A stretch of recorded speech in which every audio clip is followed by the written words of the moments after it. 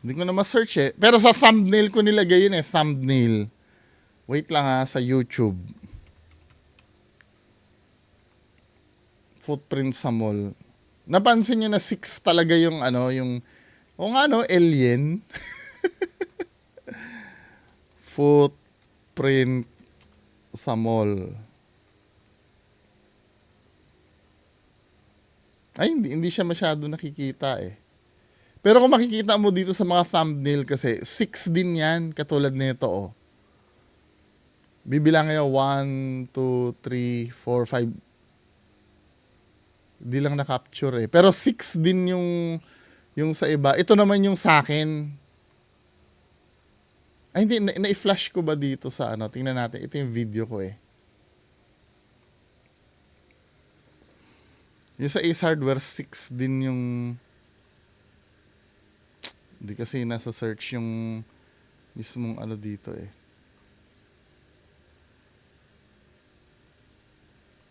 Anyway, basta 6 din yung nakuha ko sa Ace Hardware. Hindi ko lang ma-search kung nasa na yung post ko dati.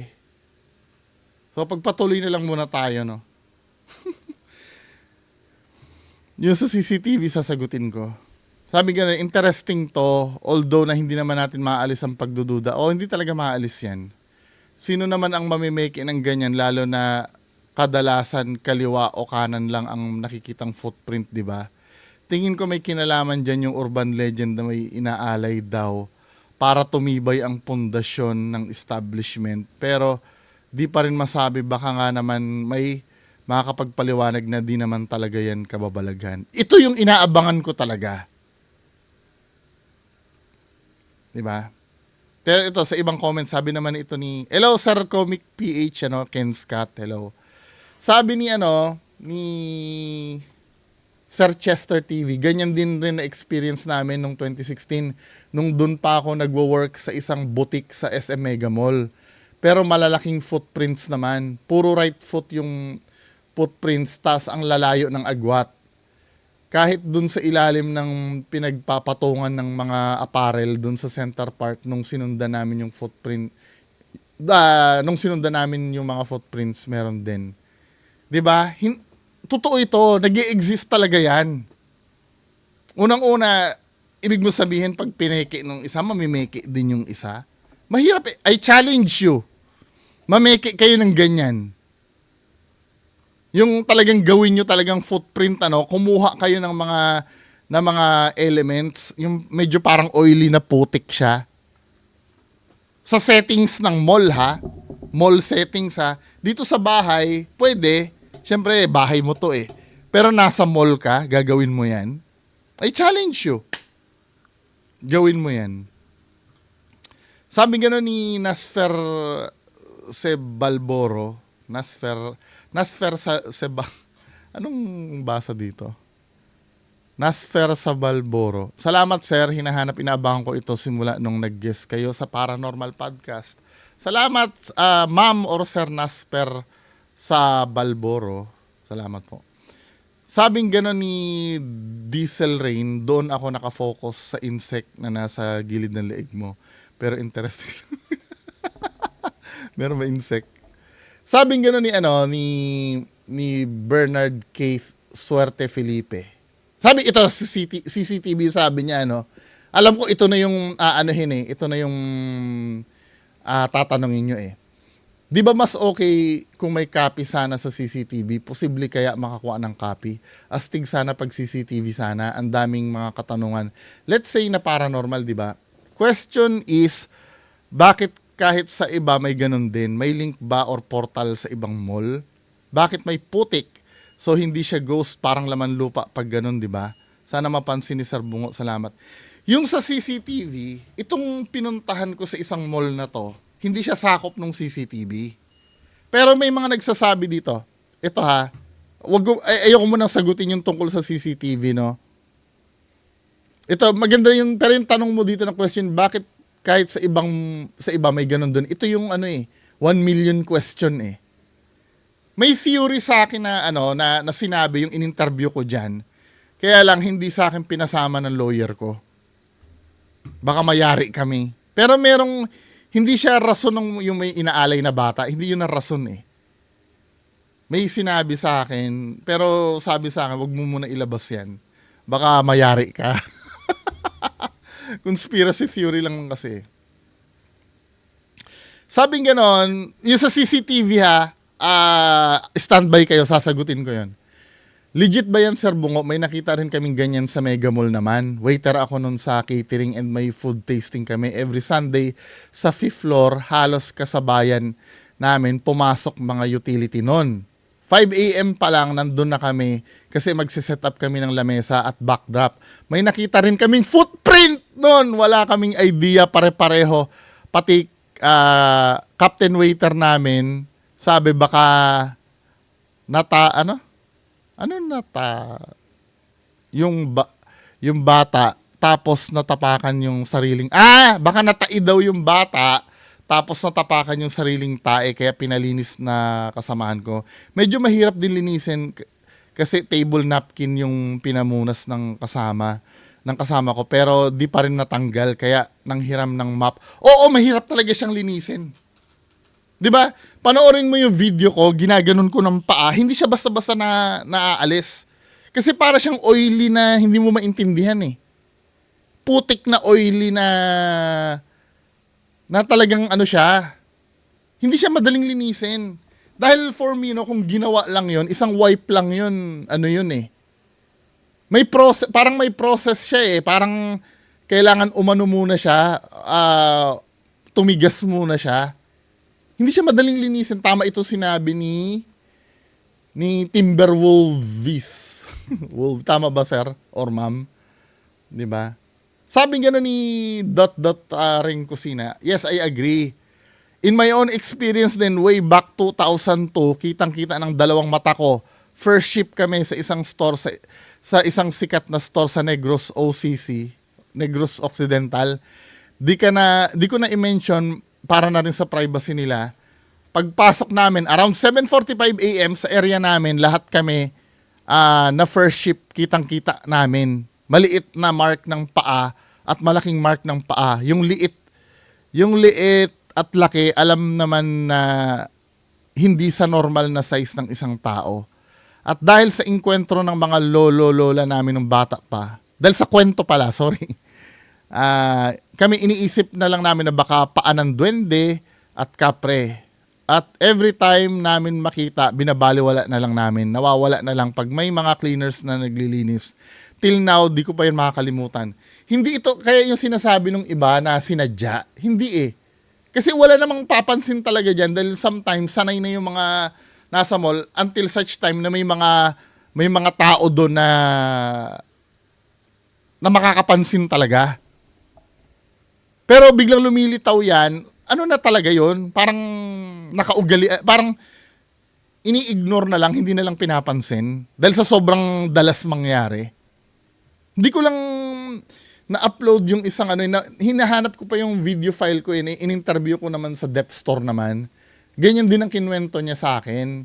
Sabing ganun, halos araw-araw or every other day may footprint. Ang ginagawa na lang, talagang pinupunas, hindi na lang daw nila talaga pinapansin. Meron. Sabi gano'n ni Jobin TV, interesting men. Step aside ko muna pagiging skeptic ko. Gusto ko makiimbestiga kasi nakikita ko yung place na busy sa umaga at wala sa gabi nagkakaroon. Kaya men, tanong sa bangko at school kung nagkakaroon din. Feeling ko hindi lang sa mall yan eh. Kahit siguro sa malalaking building nangyayari yan eh. Pero wala pa ako nakausap. Palagi kong nakakausap laging sa mall. Standby kayo doon sa CCTV ha. May dito eh. May nagsabi dito eh. Sa ibang establishment, baka for real talaga kumakalat kasi yung pera sa mall diretso din sa bangko. Tapos yung guard baka hindi rin din nagpapagpag kasi hindi masama maniwala sa urban legend. Example ko ha, pag sumipol ka sa open field, may dumadating ng hangin. Sa akin kasi yung urban legend kasi, parang kwentong bayan lang naman ito eh. Pero ito talaga, may evidence ito. Hindi ko sinasabing sa ngayon hindi ko pa siya sinasabing paranormal, pero naniniwala ako until such time na maipaliwanag niyo sa akin kung paano 'yun nangyari. Hinahanap niyo sa CCTV Wait lang May nag sa akin dito Sabi ni Sir Momong, bro, bungo, pinanood din ba sa'yo yung nakunan din sa CCTV kung paano lumitaw yung footprints?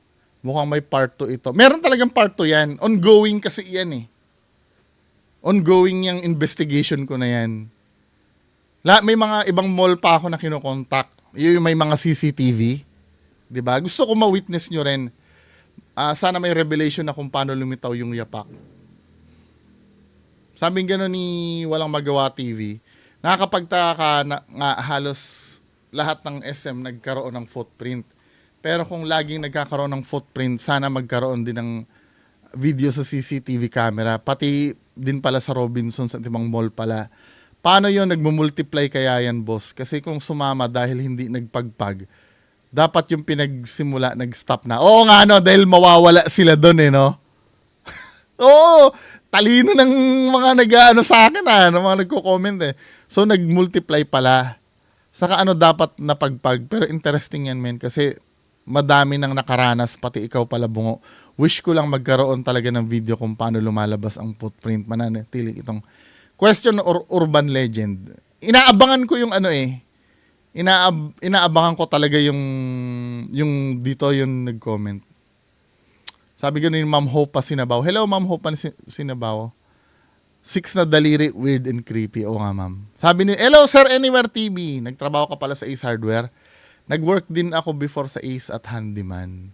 Ako Ace Hardware lang ako Sabi ni Jobin TV, Sir B, anong background story sa footprints? Duwende ba or ghost? O hinahanap pa ng sagot? Hindi hindi siya ghost Pero kung na-capture sa CCTV yon, ma'am, kung na-capture siya sir, ipapapanood sa akin Kaya lang hindi lang siya na-capture sa CCTV Gusto ko talagang ma-capture para maintindihan nyo din. 'Di ba? Sabi ni Stalker, may ganyan din ako experience way back 2019 in Davao. Bali, apartment ng engineer namin, may footprints ng bata. From kwarto ng engineer namin papuntang CR, pabalik-balik lang yung footprints room to CR. Nagulat din yung caretaker ng apartment na walang nila na-encounter yung ganun. Kahit sa iba rin pala Waiting po sa next episode nitong footprint serye nyo, Sir B. Success po yung first episode. Interesting talaga. Si Sir Ronald Camacho naman, may ganyan din kaming experience way back 2003 pa sa Robinsons Galleria. Opening kami as sales clerk. Malaking footprints naman, di ba? Ang daming naglilitawan yung mga nakakakita. Hello, Sir Jojo Lumor. Sabi gano'n ni Jeffrey Centeno, CCTV i-check para malaman talaga. Mamaya, sasagutin natin yan. Standby lang kayo. May ganyan din kaming experience sa store namin, SSD Drugstore. Pagpasok namin, may yapak talaga. Pero kasi pandemic noon, bago umuwi na nagsasanitize, saka wala naman, nakapaa sa amin. Natakot nga kami. Baka pinasok yung store. Yes!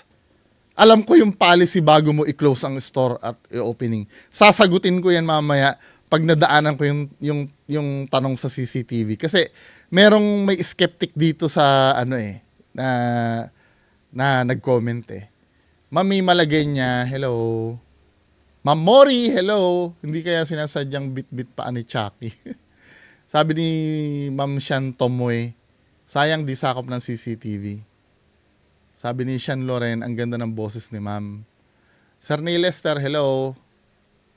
Sabi gano'n ni Sir Chris, paano kaya imbestigan ni Ed Calogyo? Oo, mahirap yung Sa Victory Mall, Caloocan, nagpapaalam ako dun kasi meron din dun may sightings din dun Kaya lang mukhang negative doon sa Victory Mall Caloocan, sayang.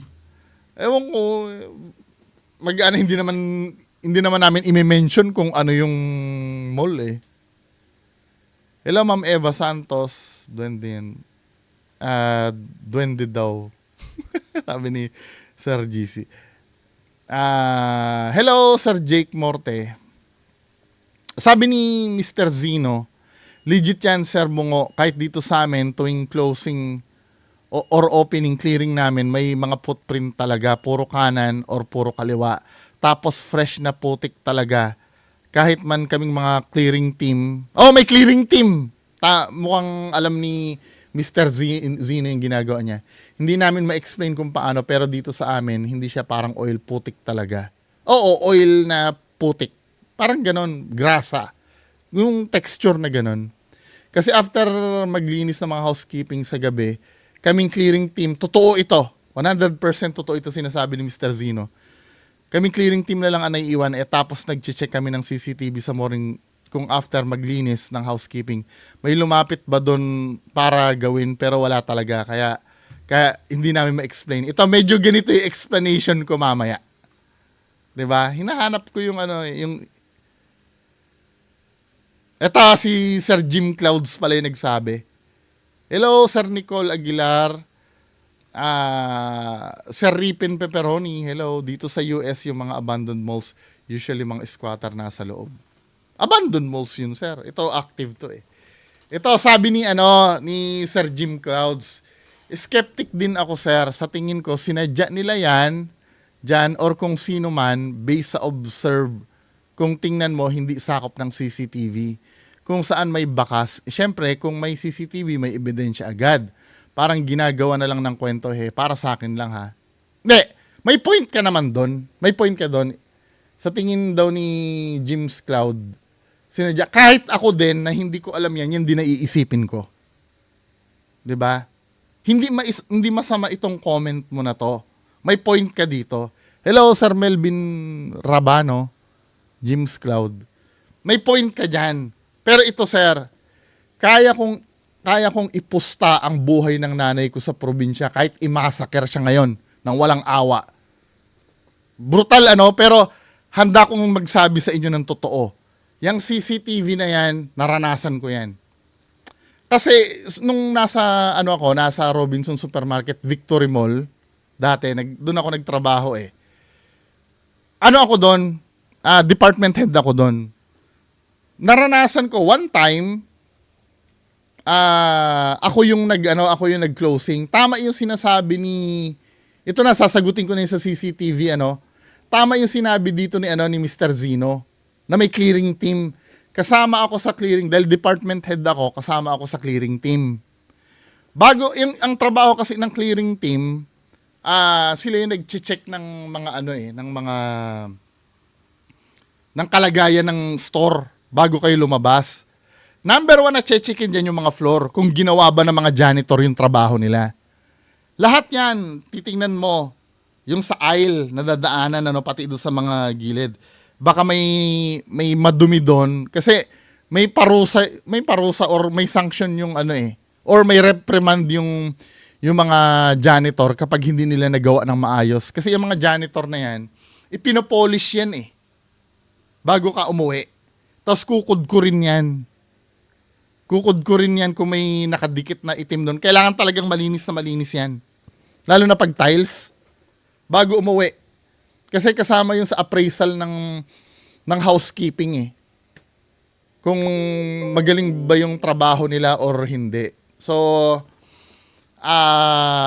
yun kasama ako sa clearing team nun. Gabi kami, so okay na, walang problema, kinabukasan, nag-message yung store manager namin na may sakit, hindi ako makapasok, ikaw muna mag-opening. Di no choice ako. Ako na yung nag-closing sa gabi, ako yung mag-o-opening sa umaga. Pagpasok namin, clearing uli yun. 'Di ba? Baka may nakapasok na magnanakaw or clearing uli yun. Nag-clearing kami, nadaanan namin na yung footprint na yan. Nasa range siya ng CCTV. I swear to God. Paninindigan ko to hanggang mamatay ako. I swear to God. Kahit mamatay na ang buong pamilya ko sa nakakatakot na sakit or ganun ako ka-confident na nagsasabi ako ng totoo. Nakita namin yung footprint na yan. Nung pagpasok namin as opening ako yung nag-closing kagabi Nakita na namin, chinek namin yung CCTV. Syempre, pinas-forward na namin, ano. Di ba, mabilis. Hindi mo naman pwede kasing panoorin yun na mula alas 10 ng gabi hanggang pumapasok kasi kami, alas 8 ng umaga. Ang bukas kasi ng mall ay, alas 10 ng umaga. So, meron kaming, para mag-prepare. May mga 2 hours kami na allowance. Hindi, 9 ba ang pasok? Basta alas 10 ang bukas eh. From gabi, fino-forward namin yung CCTV, no? Hanggang sa dumating yung time na dumaan kami dun sa spot na yun, walang tao. Pero makikita ba na nagfo-form sa CCTV yung tiles?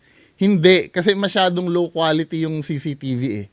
Yung details ng sahig, hindi mo makikita. Hindi mo makikita yung Kasi nakita doon sa video, umalis kami. 'Di ba? Umalis kami yung gabi, namatay ang ilaw. Although patay ang ilaw, kita mo naman, medyo nagdilim lang ng konti. Kasi may night vision ang 'di ba, ang CCTV.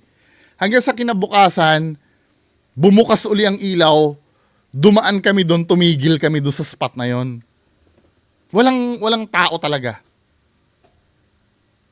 I swear to God, walang tao. Uulitin ko nakita ba sa CCTV na nag-form yung paa? Hindi. Kasi hindi naman nakikita yung masyadong low quality ang CCTV para makita ang detalye ng sahig. Kahit nga crack ng tiles hindi mo na makikita sa CCTV eh. Makikita mo pa rin siya, buo siya. Wala kang makikitang crack. Pero pag tinignan mo sa actual, may crack na yung tiles. Kaya kahit makunan pa siya ng CCTV, hindi mo makikita magfo-form yung footprint kasi yung details nun, sobrang taas kasi ng ceiling ng mall eh. Maliban na lang kung ang CCTV na nakukunin mo, yung high-end talaga, na na yung talagang sobrang linaw, yung mala 4K, mala 4K. Tsaka ang trabaho kasi ng CCTV, pag walang nangyayari, hindi mag-aano ng bagong data yun eh. Masyadong maliit yung pag-form ng footprint para makapture ng CCTV. Kasi may codec ang CCTV na, yung katulad ng ine-explain ko, every time na magkakaroon ng glitch sa CCTV, di ba? Kung hindi sapat yung data na papasok, hindi niya i-update. Hindi siya nakukuha ng CCTV. Kaya kahit na meron siyang doon, kung may tao na dumaan doon, makikita sa CCTV eh. Nung time ko, nung nasa Robinson Supermarket ako, makikita siya sa CCTV eh. Kung may dumaan doon na nag-apak doon sa spot na yon, pero wala min eh. Unless na lang na yung CCTV na kinuna namin, nung time na yon, nagkaroon ng malfunction.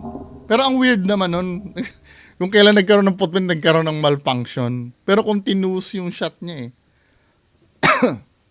hindi siya hindi siya nakuha. Basta makikita mo lang sa CCTV, huling daan nyo doon at yung time na nagtigilan kayo doon sa spot na yun, nagtinginan kayo doon sa floor. Pero yung pag-form niya, wala. Diba? I wish nung time na yon kinuha ko yung kopya nun eh. Hindi ko na maaakalain na magiging vlogger ako ng paranormal ngayon eh. Kasi kung alam ko na magiging vlogger ako ng paranormal, i-compile ko yun. Actually nga, yung mga footprint na yun, kino-compile ko yun eh. Ang ginagawa ko, kumukuha ako ng packaging tape. Inaano ko, tapos bubunutin ko. Tina-transfer ko sa sa bond paper. Kasi manghang-mangha ako nung dati. Diba? Anyway, sana nasagot ko kayo, I swear to God. Now, kung makakapagbigay kayo ng pero I do appreciate yung skepticism Gusto ko to. Gusto ko tong skepticism ni Sir. Pero I swear to God, sa lagay kong to na nagdidibang ako ng video, honestly, hindi ko talaga alam kung paano. Napagdaanan ko na yan, yung mga CCTV na yan. Napagdaanan ko na yan. I'm not saying na yung mga recent pwedeng mameke sila kasi hindi naman natin alam. Alam mo, sinadya nila. Pero for me, yung nasaksihan ko doon sa mall na pinuntahan ko recently, parang ang hirap niya pekein eh. Unless na lang na ilublob mo sa grasa yung paa mo, tapos sadyain mo na i-print doon. Then after nun, mag-medyas ka uli para, di ba, madugo at gagawin mo yon sa mall environment. I don't think so. Or gagawin mo yon dahil kasi may clearing team nga bago pumasok sa loob, di ba? Pero sige, open pa rin naman ako for debunking basta lahat ng sinabi ko dito ay malalampasan nyo lahat. Yung katulad doon sa CCTV, katulad doon sa pagki-clearing namin, malampasan nyo yon, tatanggapin ko explanation nyo. Pero kung babangga yun doon sa ginawa namin, hindi ko tatanggapin. Diba? Yung katulad doon sinabi, yes, may point ka naman kung tingnan mo hindi sakop ng CCTV kung saan may bakas. Yes, oo, pwede no? Pwede nila sinadya. Kaya lang paano nila sadyain? Diba? Paano nila sasadyain yun? May explain mo sa akin yung procedure kung paano nila ginawa na parang oily siya na may putik ang pagkaka-stamp niya. Diba? Sige, patuloy kayong magkomento kung paano, no? Baka isa sa inyo makapagbigay ng plausible na explanation. Diba? Kahit ako hanggang ngayon nag-iisip pa rin ako ng ng explanation eh. O baka nagiging bias lang ako dahil naranasan ko. Who knows? Hello, Brel Joban Gamyaw. Sir Osagi. Ma'am Ems Cristobal po. Hello. So hopefully naging maganda yung usapan natin ngayon. Comment lang kayo kung ano pa yung theory nyo. Ha? So magandang gabi sa inyong lahat. Bye-bye. Mamaya 10:00 main content.